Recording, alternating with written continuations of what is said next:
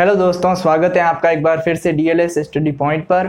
और राजस्थान के इतिहास में हम पढ़ रहे थे मारवाड़ का इतिहास, और आज हम पढ़ेंगे जसवंत सिंह प्रथम और फिर उनके पुत्र अजीत सिंह के बारे में। तो जसवंत सिंह प्रथम जो है वो 1638 में शासक बनते हैं और 1678 तक इनका शासनकाल रहता है। अब इनकी बात को शुरू करते हैं हम धर्मत के युद्ध से। धर्मत का युद्ध जो था वो शाहजहां के जो पुत्र थे उनके बीच में उत्तराधिकार युद्ध था, और एक प्रकार से कह सकते हैं कि वो दारा शिकोह और औरंगजेब के बीच में था। ये दारा शिकोह और औरंगजेब ये शाहजहां के पुत्र थे। तो इसमें अब जसवंत सिंह प्रथम जो हैं ये दारा शिकोह का साथ देते हैं, लेकिन एक धोखे की वजह से इस युद्ध को जो है दारा शिकोह या फिर ऐसा कह लीजिए जसवंत सिंह जो हैं हार जाते हैं। जब ये इस युद्ध के बाद, इस पराजय के बाद मारवाड़ वापस लौटते हैं तो इनकी रानी होती हैं जसवंत दे, वो दुर्ग के द्वार बंद कर देती हैं और इन्हें जो है वो लकड़ी के बर्तन में भोजन करवाती हैं। ऐसा वो इसलिए करती हैं कि उनका मानना होता है कि एक राजपूत जो है वो या तो युद्ध जीत कर आता है या फिर शहीद होकर आता है, जबकि जसवंत सिंह जो है वो पराजय के बाद वापस आ गए थे। तो इसी वजह से ऐसा कहा जाता है। अब इस बात में कितनी सच्चाई है ये तो हम नहीं कह सकते। अब जसवंत सिंह जो है उसके बाद दौराई के युद्ध में भी भाग लेना चाहते थे। ये भी शाहजहां के पुत्रों के बीच में उत्तराधिकार युद्ध था, लेकिन जयपुर के शासक मिर्जा जय सिंह जो हैं वो मना कर देते हैं और वो ये कहते हैं कि इनके आपसी मामलों में हम हस्तक्षेप न करें तो ही अच्छा होगा।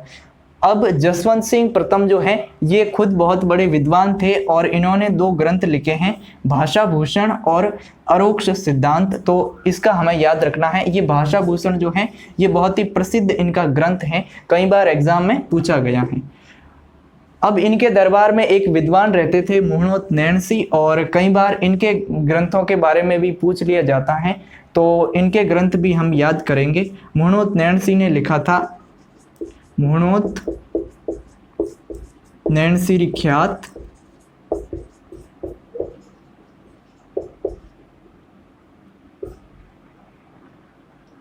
और मारवाड़ा परगनारी विगत। तो ये 2 ग्रंथ हैं, बहुत ही महत्वपूर्ण हैं। ये मुहणोत नैणसी ने इन ग्रंथों की रचना की थी और ये जसवंत सिंह प्रथम के दरबारी कवि थे, तो हमें इस बात का ध्यान रखना है। अब जसवंत सिंह प्रथम को एक उपाधि दी गई थी हिंदू शत, और इस बात का हमें ध्यान रखना है। जैसे हमें पता है हिंदू सुल्तान महाराणा कुंभा की उपाधि है, इसी प्रकार से हिंदू पथ जो हैं वो राणा सांगा की उपाधि हैं। तो हिंदू शत जो है वो उपाधि हैं वो जसवंत सिंह प्रथम की हैं। मारवाड़ के शासक जसवंत सिंह प्रथम को हम हिंदू शत के नाम से जानते हैं। अब इनकी मृत्यु होती है जमरूद में। अब यहाँ पर भी ये औरंगजेब के कहने पर किसी अभियान पर गए हुए होते हैं और वहाँ पर इनकी मृत्यु हो जाती है जमरूद में। और ऐसा कहा जाता है कि ये सपरिवार जमरूद गए हुए होते हैं और वहाँ पर इनकी रानियाँ होती हैं और इनके सैनिक होते हैं, एक प्रकार से पूरा परिवार वहाँ पर होता है और इनकी मृत्यु हो जाती है। जब जसवंत सिंह प्रथम की मृत्यु हो जाती है तो उनके कोई पुत्र नहीं होता है, लेकिन उनकी 2 रानियां गर्भवती होती हैं। तो इनकी मृत्यु के बाद इनके 2 पुत्र जन्म लेते हैं, अजीत सिंह, और एक का नाम बताया जाता है दल थम्मन। दल थम्मन की मृत्यु बचपन में ही हो जाती है, जब ये जमरूद से वापस लौट रहे होते हैं उस समय मृत्यु हो जाती है।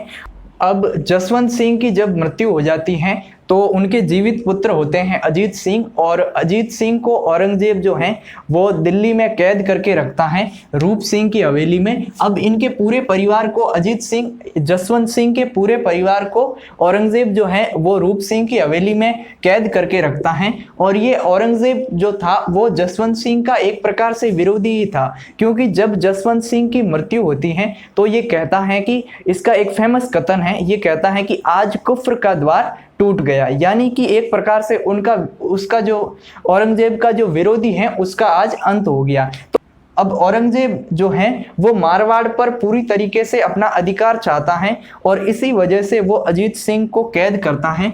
और ऐसा कहा जाता है कि ये इसकी कूटनीति थी और इसके बाद में ये कुछ समय बाद में ये अजीत सिंह को मारने वाला था। लेकिन राठौड़ सरदारों की मदद से दुर्गादास राठौड़ जो हैं उस समय वहां से अजीत सिंह को छुड़ाकर किस प्रकार से मारवाड़ लेके आते हैं, हम इसकी चर्चा करते हैं। तो अब यहाँ पर रूप सिंह की हवेली में अजीत सिंह का लालन पालन किया था। अजीत सिंह जो थे इनका लालन पालन किया था गौराधाय ने, और इसी वजह से गौराधाय को मारवाड़ की पन्नाधाय कहा जाता है और इनकी याद में धौसा गीत भी गाए जाते हैं।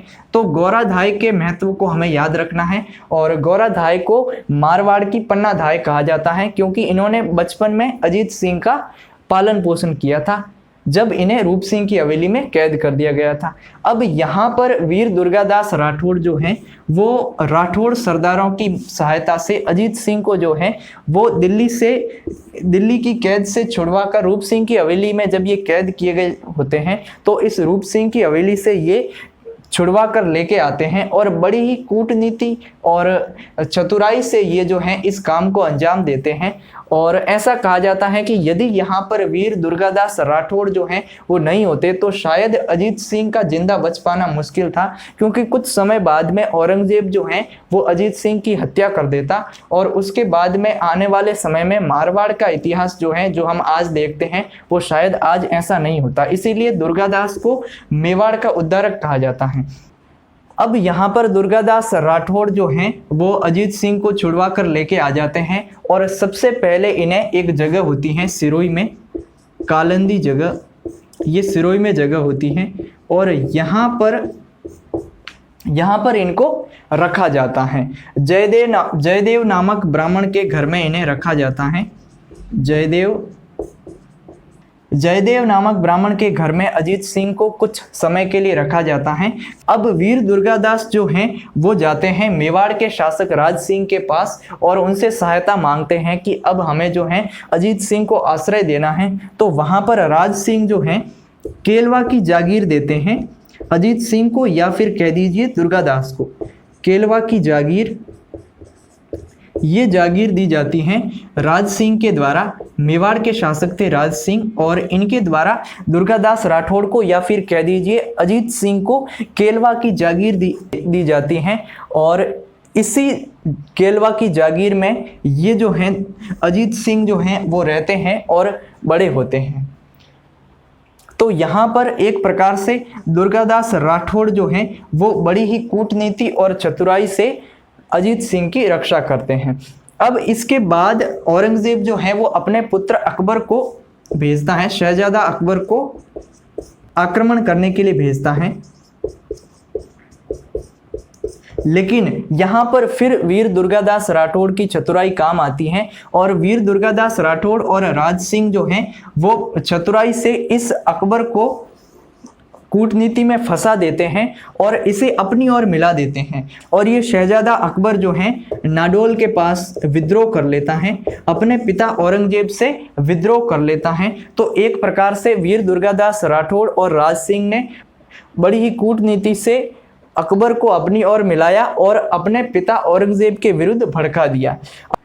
अब जसवंत सिंह के बाद मारवाड़ के शासक बनते हैं अजीत सिंह और 1707 में जब औरंगजेब की मृत्यु हो जाती है तो उस समय ये मारवाड़ के शासक बनते हैं। जब तक औरंगजेब जीवित था तब तक ये शासक नहीं बन पाते हैं क्योंकि उस समय औरंगजेब के अधीन आता था जोधपुर का इलाका और औरंगजेब ने खालसा भूमि भी घोषित किया था मारवाड़ को। तो जब औरंगजेब की मृत्यु हो जाती है तो अजीत सिंह जो हैं वो 1707 में मारवाड़ के शासक बनते हैं। अब जब हम मेवाड़ का इतिहास पढ़ रहे थे तो हमने 1708 में देवारी समझौते के बारे में पढ़ा था और ऐसा कहा था कि देवारी समझौता जो है वो सहायता करता है अजीत सिंह को शासक बनने में। तो थोड़ी सी इस विषय पर चर्चा कर लेते हैं। 1707 में जब औरंगजेब की मृत्यु हो जाती है तो उनके पुत्रों आजम और मुअज्जम के बीच में उत्तराधिकार युद्ध होता है। अब जयपुर के शासक होते हैं सवाई जय सिंह और वो आजम की सहायता करते हैं, लेकिन आजम जो है वो युद्ध में हार जाता है और मुअज्जम की जीत हो जाती है और फिर मुअज्जम ही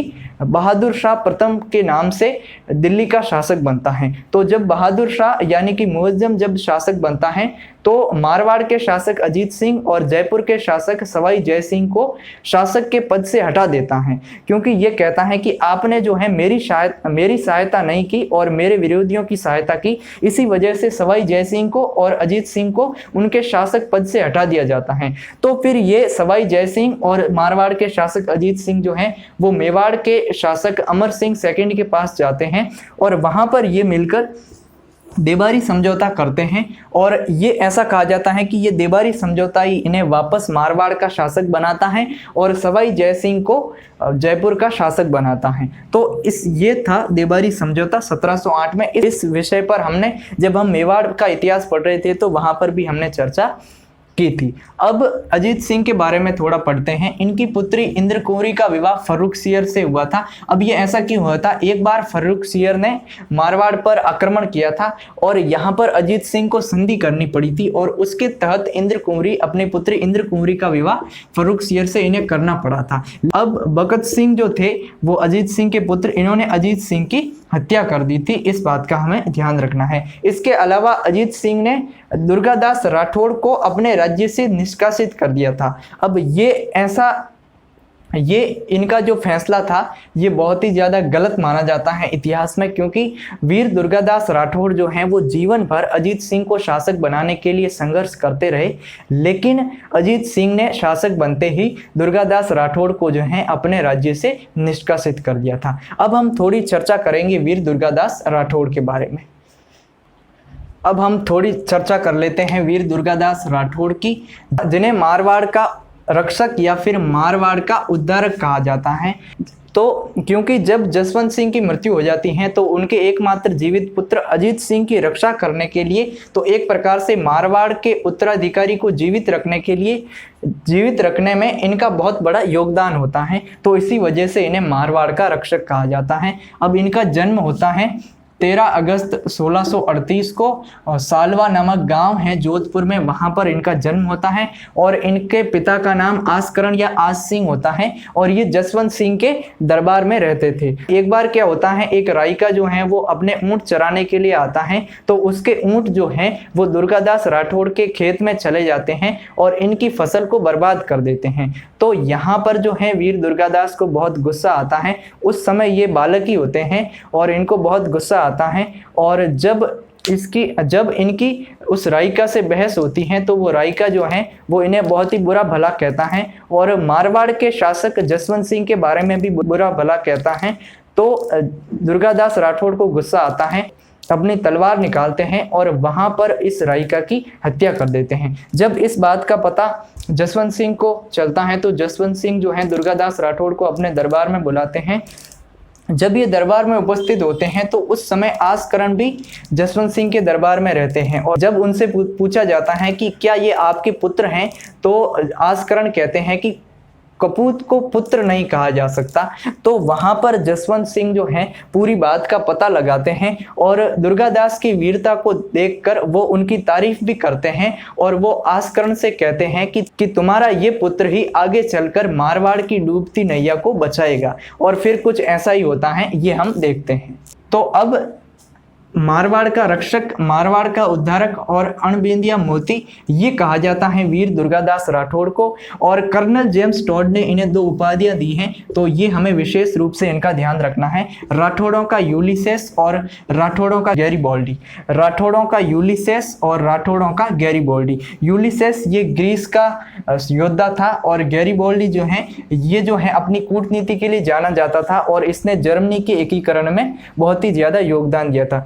अब हमें ये पता है कि जब अजीत सिंह शासक बनते हैं तो वे जो हैं दुर्गादास राठौड़ को मारवाड़ से निष्कासित कर देते हैं। अब दुर्गादास राठौड़ जो हैं कुछ समय के लिए मेवाड़ के शासक राज सिंह के पास रहते हैं, लेकिन फिर वहां से वो उज्जैन चले जाते हैं और वहीं पर जीवन के अंतिम समय में कुछ समय तक रहने के बाद 1718 में 22 नवंबर 1718 को उज्जैन में ही वीर दुर्गादास राठौड़ की मृत्यु हो जाती है और उज्जैन में ही शिप्रा नदी के किनारे इनकी छतरी बनी हुई है। तो शिप्रा नदी के किनारे इनकी छतरी बनी हुई है और यहाँ पर इनकी मृत्यु हो जाती है। तो इस बात का हमें ध्यान रखना है। वास्तव में जितना सम्मान दुर्गादास राठौड़ को मिलना चाहिए था उन्हें उतना सम्मान नहीं मिला, और विशेष रूप से अजीत सिंह के द्वारा उन्हें राज्य से निष्कासित कर देना प्रकार से बहुत ही ज्यादा इनके साथ में बुरा हुआ। लेकिन इनके योगदान को हमेशा याद किया जाएगा, क्योंकि जिस प्रकार से इन्होंने अजीत सिंह की रक्षा करने के लिए जो संघर्ष किया था उसके लिए हमेशा इन्हें याद किया जाएगा। तो चलिए आज हम अब इतनी ही चर्चा करेंगे। यदि आपको लेक्चर अच्छा लगा हो तो लाइक कीजिएगा, शेयर कीजिएगा और हमारे चैनल को सब्सक्राइब कीजिएगा।